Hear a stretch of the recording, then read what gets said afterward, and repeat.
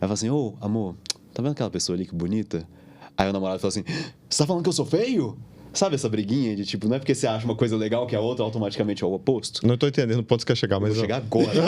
Você tem essa maneira de me interromper. É mais ou menos o que acontece. Não é porque a PBE tem uma prática ética que as outras teriam uma prática antiética por antítese desse argumento. Deu pra entender onde que eu quero chegar agora?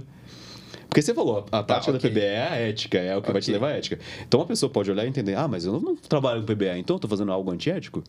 Ok. Acho agora eu entendi. Boa questão. Vamos lá. Por que nesse caso, a gente diz que a PBE, de fato, é um caminho ético? Quando nós dizemos que uma intervenção, por exemplo, deve ser baseado em boas evidências científicas, porque a gente foca tanto nessa questão das evidências para intervenções, em primeiro lugar porque, em geral, as pessoas vão concordar que a expertise e a adaptação para o sujeito, de fato, são pontos importantes, mas a polêmica está justamente no pilar das melhores evidências disponíveis, que é, inclusive, o que pode derrocar muitas intervenções, e por isso há muitas polêmicas em torno dele. Quando a gente diz que esse pilar, de fato, é importante e que ele é por exemplo, essencial para quando você está atuando com PBE, e é o que muitas vezes diferencia um profissional de PBE de outros, é o fato de que intervenções, por mais que o profissional possa avaliar na sua própria experiência clínica que elas aparentam funcionar, no sentido de eu apliquei a intervenção e meu paciente melhorou, isso não é suficiente para que nós possamos ter realmente boas evidências de que aquela intervenção de fato funciona. Não há garantias de que nós temos uma relação causal entre a intervenção que o sujeito aplicou e a melhora do paciente. Uhum. Por que disso? Porque nós temos confundidores. Então, um confundidor que ocorre bastante é a passagem do tempo. As pessoas, quando elas têm problemas de saúde, muitas vezes a melhora não advém do profissional. Advém do fato de que, com o passar do tempo, ela conseguiu ter algum tipo de sucesso. É por isso que, muitas vezes, inclusive, posso ter problemas psicológicos, em termos de relacionamento, mais variados do tipo, e mesmo não indo para um profissional de psicologia, acabar melhorando com o tempo. Nesse sentido, isso é um confundidor que aparece, porque nós precisamos saber se a intervenção foi, de fato, relevante para a melhora, ou se não foi uma passagem do tempo. Nós temos outras também, além da passagem do tempo. Outro tipo que pode atuar é o efeito Hawthorne. Que efeito que é esse? Quando as pessoas estão sendo observadas, elas tendem a mudar o comportamento delas, em certos contextos.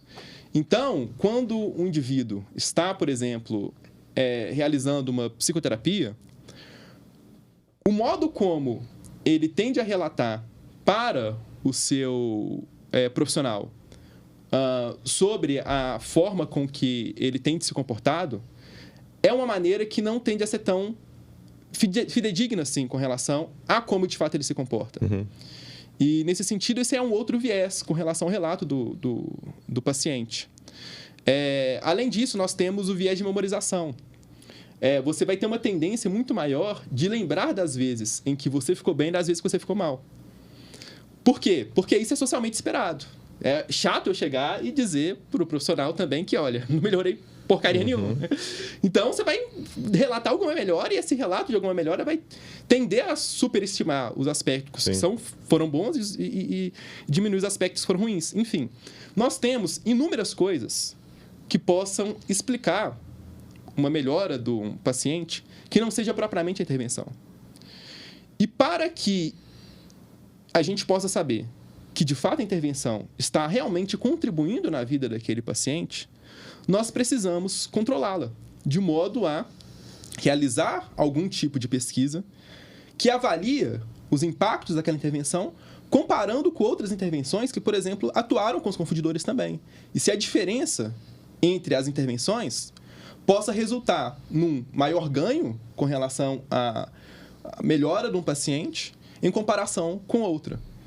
Nesse sentido, quando o sujeito ele não está atuando com PBE e não está tentando buscar, nesse sentido, as intervenções que aparentam ser mais provavelmente eficazes, o problema todo está no fato de que nós temos uma ação que ela gerou um resultado e esse resultado poderia ser melhor se ele tivesse tomado uma outra atitude. É o que a gente chama de contrafactual em ética. Então, é com base nesse contrafactual que ele não fez uma atitude que poderia ser tão boa quanto... que poderia ser melhor, nesse caso, se ele tivesse ido para um outro caminho, é que nós dizemos que a conduta dele não está sendo ética. Por quê? Não é apenas quando há danos no paciente. É quando o paciente pode não melhorar o tanto quanto poderia melhorar caso ele tivesse tido uma atitude um pouco mais adequada em termos de impactos para aquele paciente. Então, o profissional que está lá e usa outra abordagem pode pensar, pô, mas eu estou sendo ético, eu estudo pra caramba, essa abordagem dele lá que não é baseada em evidência, eu faço o melhor para o meu paciente, eu sou bem dedicado, eu faço os cursos, eu treino, e aí o que você está apontando é, ok, bom pra caramba, que você é ético nesse sentido, mas se você não está oferecendo, se existem coisas que ele poderia estar melhor, temos bons motivos para acreditar que iriam ajudá-lo mais e você não está fazendo, isso é um imperativo ético relevante. Sim. Então... Eu quero complementar também. O Vitor, ele explicou muito essa parte do porquê. Eu acho que isso é uma noção muito importante que eu acho que a gente ainda não explicou. A gente, assim, não aqui, mas a gente como um todo, que é o porquê que a gente tem que valorizar tanto as evidências científicas, por causa dos confundidores. Eu acho que muitas pessoas que criticam a PBE não têm isso de fundo, né? Mas é uma coisa muito importante para entender a visão de mundo que os defensores da PBE trazem. Então, é uma coisa que eles têm que começar a entender que eles não conhecem, muitas vezes que eles criticam. Mas, para a gente dizer, por exemplo, que o cara ele não está fazendo PBE, a gente pode lembrar, um dos 3 pilares ele não pode estar cumprindo, né? E aí, como é que a gente vai pensar que a melhor coisa para o paciente pode faltar alguma dessas coisas, sabe? Como é que a gente pode pensar que, pô, numa situação que a gente não está pegando as melhores evidências científicas, ainda assim vai ser o melhor para o paciente? Pô, uma situação que o clínico, não clínico, né? Porque não é só clínica, mas o profissional não domina aquela intervenção. Será que esse é ético? É o melhor para o paciente? Ou então, pô, uma situação que você não considera as particularidades dele, as características pessoais, o contexto, a cultura, etc. Será que esse é uma coisa, uma intervenção ética? Acho que todas essas coisas, pegando isoladamente, também fazem a gente pensar, né? Porque seria falhando em uma dessas coisas que você falha em cumprir a PBE, né? E... Você tinha falado alguma outra coisa que eu ia comentar, agora eu esqueci. Da pessoa sentindo que ela está sendo ética na abordagem dela e tudo mais. Isso é uma coisa muito, muito legal também de comentar, porque tem muitas pessoas que estão começando a se sentir muito incomodadas, pelo menos nas redes sociais, sobre a gente... Não estou falando a gente aqui, mas terem esses comentários também de que a PBE é um princípio ético, né? De que seguir a PBE é algo ético a ser feito e que talvez não seguir a PBE é um problema nesse sentido.